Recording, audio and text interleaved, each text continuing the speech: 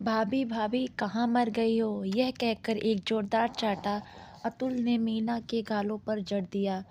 चांटा इतना जोर का था कि मीना जमीन पर ही गिर पड़ी।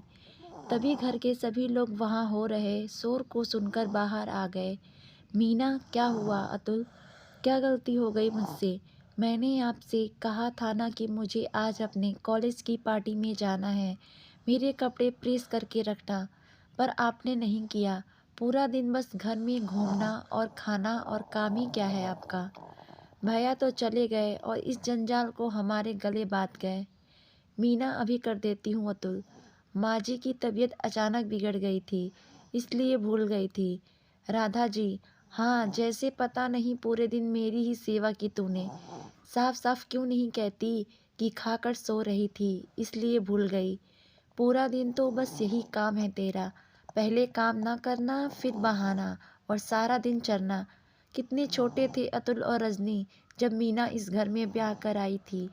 सास की तबीयत ज़्यादातर खराब ही रहती थी, इसलिए मीना के पति और घर के बड़े बेटे रमन की जल्दी शादी करा दी गई ताकि बहू आकर घर संभाले। मीना ने भी अपनी जिम्मेदारी बखूबी संभाली।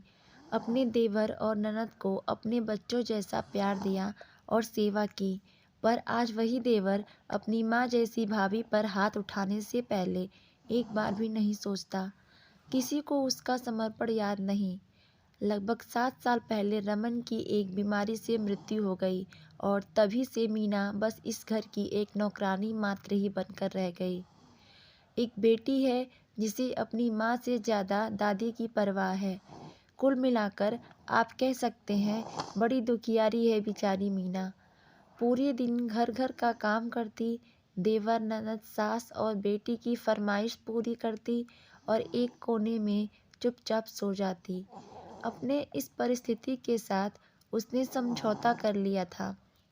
एक रोज वह अपना पूरा काम खत्म कर खाना खाने बैठी रही थी कि किसी ने एक लात मारकर उसका खाना उसके आगे से सरका दिया। जब वह अपनी नजरें उठाकर देखती है तो रजनी गुस्से में खड़ी उसे देख रही थी। और फिर रजनी कहती है, जब देखो तब रोटी ही तोड़ती हो। मुफ्त की रोटियां तोड़ तोड़कर भैंस जैसी बनती जा रही हो। कल मैंने कहा था मेरी अलमारी को व्यवस्थित कर देना और मेरे कमरे की अच्छे से सफाई कर देना, पर वह हुआ नहीं, क्योंकि इस महारानी को खाने से फुर्सत मिले तब ना। मीना, रजनी मेरा सम्मान तो नहीं करती, पर अन्न का तो सम्मान करो। उनको कोई ऐसी पाँव लगाता है क्या? मीना का इतना कहना हुआ ही था कि रजनी ने एक जोर का चाटा उसके गाल पर लगा दिया। और आगे से जो कभी मुझसे जुबान लड़ाई तो जिंदा जला दूंगी। सुनो, आज मैं माँ के कमरे में सो जाऊंगी और तुम आज रात ही मेरे कमरे की सफाई कर देना। मीना रोते रोते कहती है, पर इसमें तो काफ़ी समय चला जाएगा रजनी। मैं सोऊंगी कब? सुबह 4 बजे भी जगना होता है, और अगर रात को आराम नहीं करूंगी तो सुबह काम कैसे कर पाऊंगी? रजनी, एक रात जो नहीं सोओगी तो कोई मर नहीं जाओगी, और यह तुम्हारी सजा भी होगी मेरी बात ना मानने की। मीना बिना कुछ बोले ही रजनी के कमरे में चली जाती है। रजनी के अपनी माँ के कमरे में जाने से मीना की बेटी मेघा, जो कि हर रोज़ अपनी दादी के पास ही सोती थी, अपनी दादी से मैं कहाँ सोऊंगा ये पूछती है। राधा जी, आज मेरी बेटी मेरे पास सोएगी, तू भी अपनी माँ के पास जाकर सो जा। मेघा ना चाहते हुए भी अपनी माँ के पास जाती है तो देखती है माँ अपने कमरे में नहीं है। इधर रजनी के कमरे में मीना सफाई करते करते अपने स्वर्गवासी पति से कहती है, आप तो मुझे छोड़कर चले गए और मुझे यहाँ तिल तिल मरने को छोड़ दिया। मैं तो सिर्फ मेघा के लिए जिंदा हूँ और उसी के लिए यह सब सह भी रही हूँ। जानते हैं आप, वह भी मुझसे बात नहीं करती, पर मुझे इस बात का कोई दुख नहीं, क्योंकि इसी वजह से उसे इस घर में सब प्यार करते हैं, उसकी देखभाल करते हैं। मुझसे दूर रहकर ही अगर उसकी ज़िंदगी अच्छी है, फिर तो वह मुझसे दूर ही भली, वरना मेरे साथ उसे भी यह लोग नौकरानी बना देते। पता नहीं भगवान मुझसे क्या दुश्मनी है जो इतनी परीक्षाएं ले रहे हैं। जो जो मुझसे प्यार करते थे उन सभी को मुझसे दूर कर दिया। पहले आप फिर पापा जी, पर यह सब मैं सहूंगी क्योंकि हमारी बेटी के भविष्य का सवाल है। वह वकालत पढ़ना चाहती थी, उसे मैं पढ़ाऊंगी वकालत। मैंने अपने सारे गहने बेचकर उसका दाखिला भी करवा दिया है, पर यहाँ भी माँ जी ने उससे कहा है कि यह उसके चाचा ने करवाया है। चलिए कोई बात नहीं, नाम किसी का भी हो, बस मेघा का सपना पूरा होना चाहिए। एक बार मेघा की ज़िंदगी बन जाए, फिर मैं भी आपके पास आ जाऊंगी। अगली सुबह रजनी अब जब अपने कमरे में आती है तो देखती है उसका कमरा पूरा चमक रहा है और भाभी वहीं कुर्सी पर सो रही है। रजनी को मीना की हालत पर जरा भी तरस नहीं आया और उसे कुर्सी से गिराकर वह कहती है, इतना भी काम नहीं था जो इतना सो रही हो। जाओ अब मेरे लिए कॉफ़ी बनाकर ले आओ। मीना कॉफ़ी बनाने रसोई में जाती है कि अतुल अपना नाश्ता, राधा जी अपनी पूजा की थाली मांगने लगते हैं। मीना फटाफट कॉफ़ी का दूध चढ़ाकर राधा जी के लिए पूजा की थाली तैयार करने चली जाती है। थोड़ी देर बाद जब वह रसोई में वापस आती है तो देखती है मेघा कॉफ़ी बनाकर रजनी के लिए ले जा रही है। मीना को तो अपनी आंखों पर यकीन ही नहीं आ रहा था, पर मेघा एक शब्द भी नहीं कहती। जब वह कॉफ़ी लेकर रजनी के कमरे में आ जाती है, रजनी भी हैरान हो जाती है और उसे पूछती है, कल रात दादी ने अपने पास तो नहीं सोने दिया, इसलिए नाराज़ हो गई। मेघा, बुआ आपके लिए कॉफ़ी लाने से मेरी आपको नाराज़गी कैसे दिख गई? रजनी, यह जो तू अपनी माँ की मदद कर रही है ना, ताकि दादी को गुस्सा दिला सके, इसलिए ऐसा कहा। मेघा, अपनी माँ की मदद करना कोई बुरी बात है क्या? रजनी, नहीं, पर माँ जब तेरी माँ जैसी हो तब बुरी बात है। वह तो एक नंबर की कामचोर औरत है। एक बार जो उसकी मदद कर दी ना तो फिर सारे काम तेरे। मेघा फिर कुछ नहीं कहती और वह वापस रसोई में जाकर अपनी माँ की मदद करने लगती है। नाश्ता बनाने में मीना जो कभी प्याज आधा काट कर सब्जी डालने चली जाती तो मेघा बाकी का प्याज काट देती। जो मीना आटा परात में निकाल कर रखती तो मेघा उसे गूंथने लगती। इस पर मीना को गुस्सा आ जाता है और वह कहती है, यह सब में अपना समय बर्बाद मत कर, अपनी पढ़ाई पर ध्यान दे। यह सब करने के लिए मैं हूँ। मेघा, आप मेरी पढ़ाई की चिंता मत कीजिए, मैं उसे भी अच्छे से ही करूँगी। यह कहकर वह वापस से आटा गूंथने लगती है। इस बार मीना उसे खींचती हुई बेसिन के पास ले आई और उसका हाथ धुलाने लगी और कहा, चुपचाप यहाँ से चला जा, ज़्यादा माँ से चिपकने की ज़रूरत नहीं, अपना काम कर जो कि पढ़ाई है। बड़ी आई मेरी मदद करने वाली। मीना के ऐसे रवैयों को देखकर मेघा वहाँ से फ़िलहाल तो चली जाती है, पर वह अपनी माँ की मदद करना बंद नहीं करती। उसके मीना की मदद करने से घर में सब अब उसके पीछे पड़ जाते हैं। फिर एक दिन मीना मेघा को एक चांटा मारती है क्योंकि वह घर को पोछा लगा रही थी। मीना, किसने कहा तुझे यह सब करने?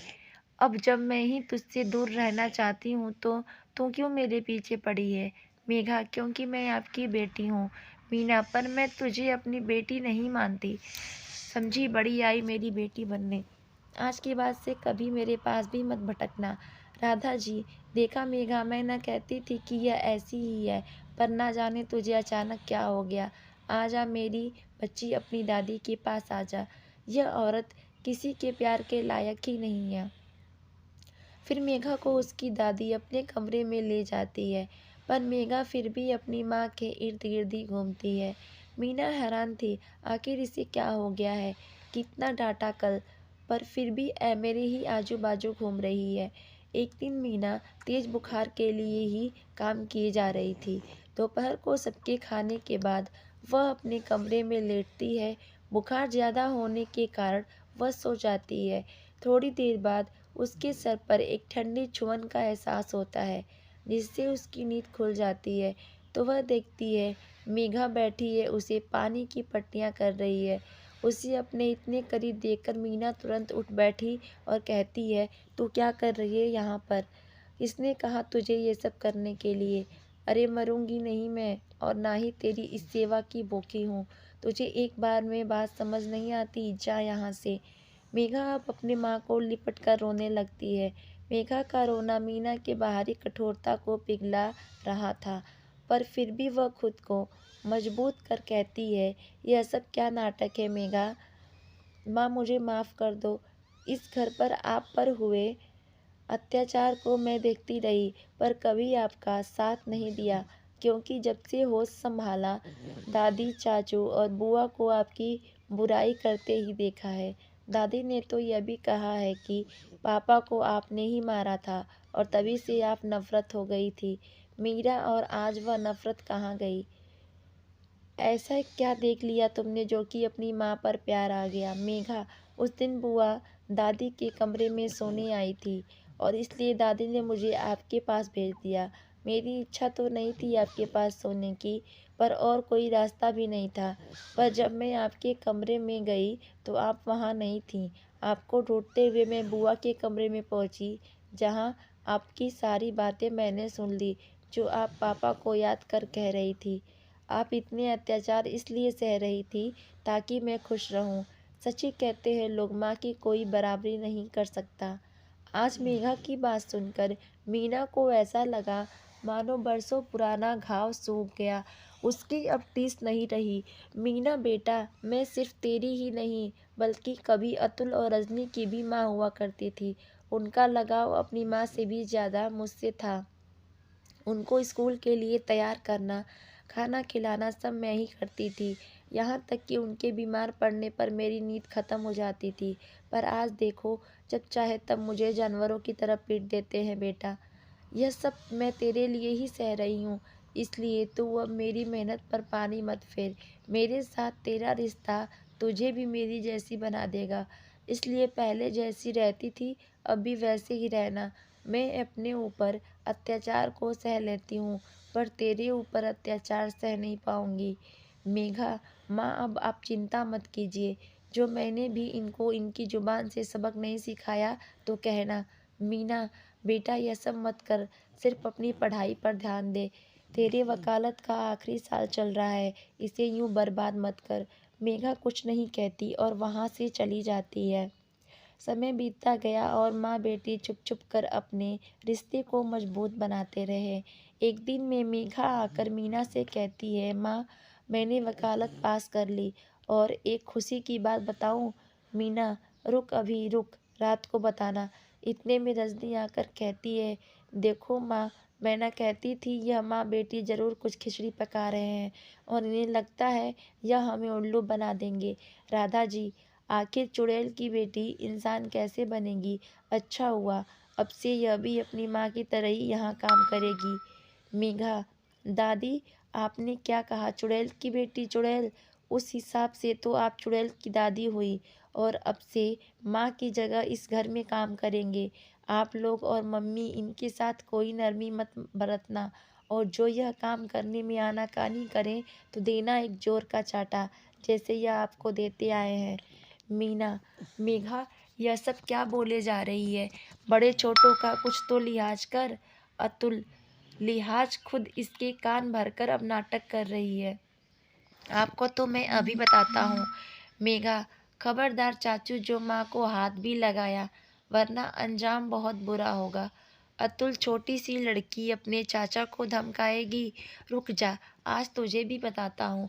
इतने में पीछे से पुलिस अंदर आ जाती है और उसको पकड़ लेती है। राधा जी, पुलिस? अरे यह सब क्या हो रहा है? क्या चल रहा है इस घर में? मेघा, दादी, यह सब आप लोगों की यहाँ से विदा होने की तैयारी हो रही है, क्योंकि अब यह घर मेरी माँ का है। अतुल, मैं तो रहूँगा ही नहीं यहाँ। वैसे भी मुझे किसी की गुलामी नहीं करनी। राधा जी, ठीक कहते हो बेटा, रहे यह माँ बेटे अकेले यहाँ पे, हम भी तेरे साथ ही रहेंगे। अतुल, आप लोग कहाँ आ रहे हैं? मैं तो प्रिया के पास रहने जा रहा हूँ। वैसे भी उसके पापा मुझे घर जमाई बनाने के लिए कह ही रहे थे, तो अब और भी अच्छा हो गया मेरे लिए। आप लोग अपना देख लीजिए। मुझे अभी घर से यहाँ के लोगों से कोई रिश्ता नहीं रखना। शायद पुलिस को देख अतुल के होश ही उड़ गए थे और उसने यहाँ से भागने में ही अपनी भलाई समझी। राधा जी और रजनी चुपचाप खड़ी हो गईं। अब क्या ही बोलती वह लोग। मेघा, देखा दादी, चाचू ने तो एक ही पल में आप लोगों का साथ छोड़ दिया। अरे जिस औरत ने बचपन से इन्हें संभाला, जब वह उन पर हाथ उठा सकता है तो उनके लिए हर रिश्ता बस एक सौदा ही है। अब आप लोग का क्या कहना है? करेंगे मेरी माँ की सेवा, यहीं रहेंगे सड़क पर। मीना, नहीं लेनी मुझे किसी की सेवा और ना ही उनको घर से निकालना है। आखिर यह कहाँ जाएंगे बेटा? हम वैसे नहीं जो मजबूरों का फ़ायदा उठाएं। तू भी अब यह सब छोड़ दे, हम सब इसी घर में रहेंगे। बस अब इन्हें मैं अपना परिवार नहीं कर पाऊंगी। मेरे लिए तो तू ही काफ़ी है। मेघा, देखा दादी, इतना कुछ किया आप लोगों ने मेरी माँ के साथ, पर फिर भी इनमें से आप लोगों ने मेरी माँ के साथ, पर फिर भी इनसे आप लोगों का दुख नहीं देखा गया। पर याद रखना, अपने किए का इसी जन्म में भोगना ही पड़ता है। माँ ने तो आप लोगों को छोड़ दिया, पर भगवान आपको आपकी करने की सज़ा ज़रूर देगा। फिर कुछ दिन बाद अतुल घर लौटता है और अपनी माँ के पैरों पर गिरकर कहता है, माँ मुझे माफ़ कर दो। मुझे पता चल गया है, जहाँ अपनों का साथ नहीं होता वहाँ कुत्तों सी ज़िंदगी हो जाती है। प्रिया के पापा के लिए मैं बस उनका पालतू कुत्ता बनकर रह गया था। बात बात पर मुझ पर हाथ उठाते थे। मुझे अब वहाँ नहीं रहना माँ। राधा जी, पर अपनी भाभी के साथ तो भी तो वही करता था ना। अब चला जा यहाँ से। एक पल में अपनी माँ बहन को छोड़कर चला गया था। आज अगर तेरी भाभी ना होती तो शायद हम माँ बेटी किसी सड़क पर भटक रहे होते, और उन्होंने तुझे भी तो बड़ा किया है। शायद आज तो भी इस मुकाम पर ना होता जो तेरी भाभी ना होती। जा यहाँ से और अब कभी वापस मत आना। यह सब पीछे खड़ी मीना सुन लेती है, पर फिर भी वह अपनी सास को माफ़ नहीं कर पाती है और एक ही घर में वह उनसे अजनबियों की तरह पेश आती है।